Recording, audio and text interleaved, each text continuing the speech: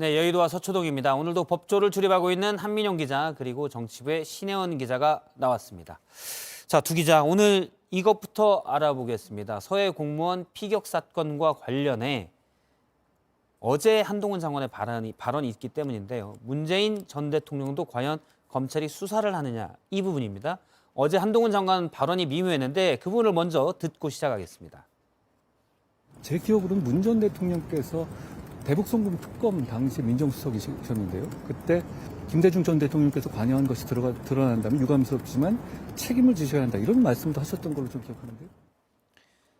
예, 관여한 것이 드러난다면 유감스럽지만 책임을 지셔야 된다. 이 말을 했어요. 이것부터 좀 단도직입적으로 물어볼게요. 검찰이 이 건과 관련해서 문재인 전 대통령도 수사를 할 걸로 봅니까? 어떻습니까? 취재해보면. 그러니까 원래는 제가 취재한 바로는 아니었는데 예. 지금은 좀 분위기가 미묘해졌죠. 미묘? 어떤 점이 미묘해진 겁니까? 그러니까 이게 문재인 전 대통령이 서훈 전 실장 구속영장 심사를 하루 앞두고 입장을 밝히면서 시작이 됐는데요. 그때 문 전 대통령이 뭐라고 했냐면 내가 직접 보고를 듣고 최종 승인한 거다. 그러니까 돈 넘지 마라라고 했습니다. 그러니까 어떻게 보면 서훈 전 실장의 영장 심사를 하루 앞두고 내가 책임을 지는 거다. 책임권자다라면서 좀 힘을 실어준 건데 문제는 이 영장 심사 다음 날 영장 심사를 통해서 서훈 전 실장이 구속이 됐다는 겁니다. 예. 그러면서 이제 앞으로는 내가 최종 승인권자라고 했던 문재인 전 대통령을 수사할 필요는 없느냐, 조사할 필요는 없느냐라는 질문이 그때부터 이제 시작이 된 겁니다. 그러면 지금 검찰은 수사 또는 조사를 하려고 하는 건가요? 그러니까 제가 검찰 내부를 좀 취재를 해봤을 때는 답은 현재로서는 수사할 계획이 없다입니다. 근데 이게 수사 계획이 없다의 방점이 찍혀 있는 게 아니라 현재로서는의 방점이 찍혀 있는 거거든요. 예. 그러니까 지금 수사 계속되고 있고 박지원 전 원장도 부르지도 않았잖아요. 그러니까 앞으로 수사 계속되기 때문에 이제 어떻게 변할지 모른다. 이렇게 가능성이 좀 열려 있는 상황이라고 보입니다. 네, 여의도에서 사실 처음에는 이제 문 전 대통령까지 수사하지는 않을 것이다 이런 얘기가 좀 많았는데 예. 문 전 대통령의 최종 승인이라는 표현을 상당히 민감하게 받아들이고 있습니다. 최종 승인자면 최종 책임자 아니냐 이런 논리로 그럼 문 전 대통령도 수사해야 되는 거 아니냐 이런 강경론이 일부 있고요. 예. 또 한편에서는 내심 정치적인 역풍을 좀 우려하는 목소리도 있습니다. 그건 어떤 건가요? 그러니까 이제 뭐 수사와 별개로 정치적으로 봤을 때 과연 문 전 대통령을 직접 겨냥하는 게 정치적으로 득이 많겠느냐, 실이 많겠느냐, 실이 더 많지 않겠느냐 이런 논리도 있는 겁니다. 예. 이게 뭐 사실 검찰로서도 부담이 있는 상황이거든요. 왜냐하면 역대 전직 대통령이 이제까지 5명이 검찰 소환 통보를 받았는데 단 한 명도 돈이 안 나온 경우는 없었습니다. 그러니까 노태우, 전두환, 박근혜, 이명박, 노무현 전 대통령까지 뇌물수수 혐의가 빠져 있는 경우는 없었거든요. 예. 이 사건 같은 경우에는 돈이 없는 사건이지 않습니까? 그런데 그것도 바로 전 대통령을 부른다? 그것은 굉장히 검찰로서도 부담이 되는 상황이죠. 정치적 부담이 될 수 있다라는 얘기고요. 이거 하나 잠깐 볼게요. 앞서 근데 한동훈 장관이 2003년 대북 송금 특검 사건을 얘기하면서 당시 문재인 민정수석이 얘기한 거를 따와서 얘기를 했잖아요. 네. 박지원 전 국정원장이 그런 말 없었다라고 했다가 다시 오늘 찾아보니까 있더라라고 했거든요. 한동훈 장관은 그걸 어떻게 알았답니까? 그러니까 박지원 전 원장도 사실 당사자지만 한동훈 장관도 그 사건 당사자라고 할 수 있습니다. 그러니까 왜 그러냐면 대북 송금 사건이 특검으로 이제 수사가 됐지만 그 예. 전까지는 서울지검, 그러니까 지금으로서는 서울중앙지검이 수사를 했는데 그때 이제 형사 9부 그때 차말석이었던 검사가 바로 한동훈 장관입니다. 지금 화면에 나오고 있는데 2003년 모습들이군요. 네. 예, 이게 저는- 옛날 사진이어서 화질이 좀 그런데 예. 예. 이 사진을 저는 처음 보는데 예. 19년 전 사진인 거잖아요.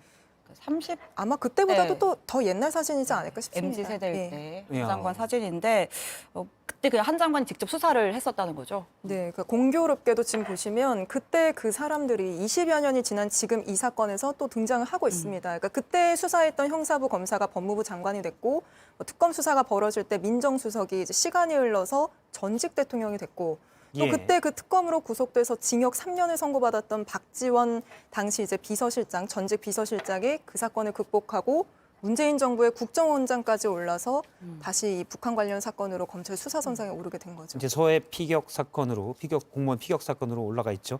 알겠습니다. 정치권 얘기도 잠깐 해보도록 하죠. 정청래 최고위원이 저도 한번 이게 다룬 기억이 나는데요. 해시태그를 붙이면서 이재명 대표와 정치 공동체다. 네. 이런 해시태그 운동을 했었는데 네. 참여자가 그렇게 많지는 않다고요. 그렇습니다. 캠페인 내용이 앵커 설명한 대로고요. 이재명 대표 측근이 좀 구속된 후인 지난달 말에 시작이 됐습니다. 정청래 최고위원이 이 소셜미디어에 나는 샵 이재명과 샵 정치 공동체다 이런 캠페인을 벌이면서 예. 이재명 대표를 지키는 게 당을 지키는 거다 이렇게 릴레이 해시태그를 독려했었습니다. 자, 그로부터 시작한 지 보름쯤이 됐죠. 네, 그런데 이 해시태그를 이어받은 게 이해식 의원이 유일했습니다. 민주당 의원이 169명인데 그중에 단 2명이 참여를 한 겁니다. 네. 예. 아직까지도 2명까지밖에 참여를 안 하고 있네요. 굉장히 그렇죠. 낮은 것 같은데요. 네, 나누기 해보면 1.2% 정도인데 직접 나누어 봤나요? 그렇죠. 169 나누기 2 예. 해보면 이제 1.2% 정도 되는데, 그러니까 취지는 좋습니다. 이 대표와 당이 함께 간다는 건데, 그렇죠. 이 정치 공동체라는 표현이 좀 예민하거든요. 이게 법률 용어가 아니고 이제 검찰이 정진상 실장 압수수색할 때 처음 썼던 용어인데 사실상은 뭐 공범이다 이런 의미입니다. 그러니까 이 대표 입장에서 좀 민감한 표현일 수밖에 없고요. 네. 그러니까 불리한 표현을 사실 정치 공동체 해시태그 운동이 네. 자꾸 소환하는 네. 이른바 이제 나쁜 프레임에 갖추게 그렇죠. 만드는 네.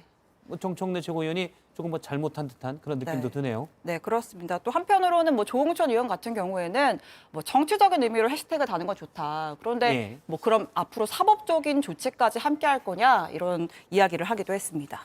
전체적인 당내 분위기는 민주당 내 분위기는 어떻습니까? 그러니까 뭐 친명 비명할 거 없이 지금 상황 자체로는 사법 리스크의 임계점이다라는 거고요. 특히 비명계에서는 연말이 좀 위기다 이런 얘기 있는데 제가 직접 한번 들어봤습니다.